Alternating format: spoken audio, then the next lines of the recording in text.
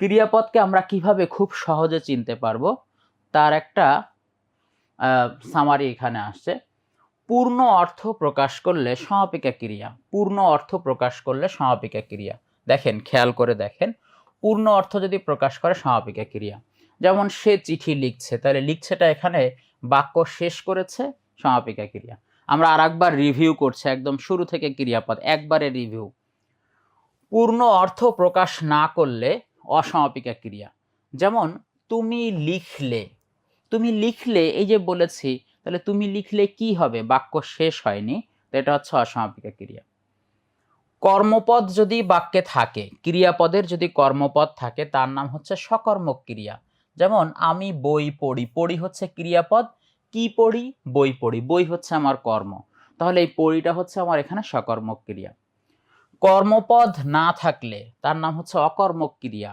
যেমন আমি বলেছি আমি বইয়ে পড়েছি, তাহলে এই পড়েছি ক্রিয়াপদকে আপনি প্রশ্ন করেন কি পড়েছি, কাকে পড়েছি, কোনো উত্তর নাই, তাহলে কি কাকে দিয়ে প্রশ্ন করে উত্তর পাচ্ছি না বলে আমি বইয়ে পড়েছি, এখানে কোনো কর্মপদ নেই, তাহলে পড়েছি এটা হচ্ছে অকর্মক ক্রিয়া।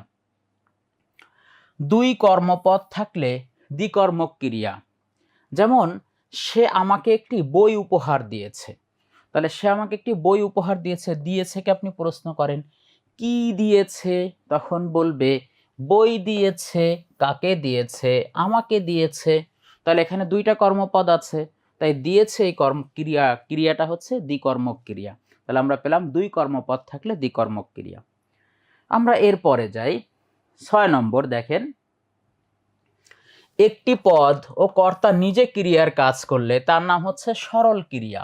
যেমন সুমাইয়া ঘুমাচ্ছে, তাহলে সুমাইয়া ঘুমাচ্ছে, ঘুমাচ্ছে একটা শব্দ দিয়ে ক্রিয়া হয়েছে, সুমাইয়া নিজেই ঘুমানোর কাজ করছে, তাহলে এটা হচ্ছে সরল ক্রিয়া। একজন অন্যজনকে দিয়ে কাজ করালে তার নাম প্রযোজক ক্রিয়া। যেমন মা শিশুকে চাঁদ দেখাচ্ছেন, মা চাঁদ দেখছেন না, শিশু চাঁদ দেখছে, চাঁদ হচ্ছে জাতীয় মামা, সবাই তাকে মামা বলে ডাকে, মায়েরও মামা ছেলেরও মামা, তাহলে সেই চাঁদ মামাকে দেখাচ্ছে, মা দেখাচ্ছে শিশুকে, তাহলে মা দেখছে না শিশু দেখছে, তাহলে একজন আরেকজনকে দিয়ে দেখানোর কাজটা করছে। নামপদ থেকে ক্রিয়াপদ হলে তার নাম হয় নাম ধাতুর ক্রিয়া।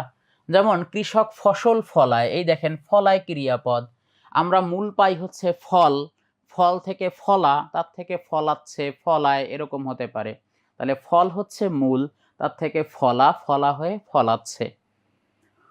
অসমাপিকা সমাপিকা ক্রিয়া যদি একসাথে হয় তার নাম হচ্ছে যৌগিক ক্রিয়া। যেমন একটু আগে আমি দেখালাম, তিনি আবোল তাবোল বলতে লাগলেন, তাহলে যে বলতে লাগলেন, এই বলতে লাগলেন একসাথে আছে, দুটো ক্রিয়াপদ সমাপিকা অসমাপিকা মিলেছে, এর নাম যৌগিক ক্রিয়া। এবার দেখেন বিশেষ্যযোগ ক্রিয়া, মিশ্র ক্রিয়া, বিশেষণযোগ ক্রিয়া, মিশ্র ক্রিয়া, অনুকার অব্যয়যোগ ক্রিয়া, মিশ্র ক্রিয়া।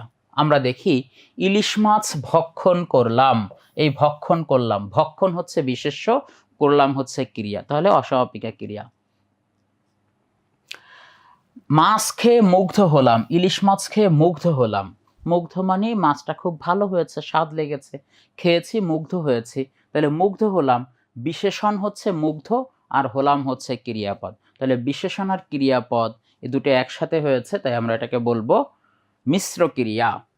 পেট গুড় গুড় করছে, এবার মাছ তো খেতে খুব ভালো লেগেছে, অনেকগুলো মাছ খেয়ে ফেলেছে, এবার পেট খারাপ করেছে, তাহলে পেট গুড় গুড় করছে, এই যে পেট গুড় গুড় করছে, গুড় গুড় করাটা হচ্ছে আমার এখানে অনুকার অব্যয়যোগ ক্রিয়া, মিশ্র ক্রিয়া।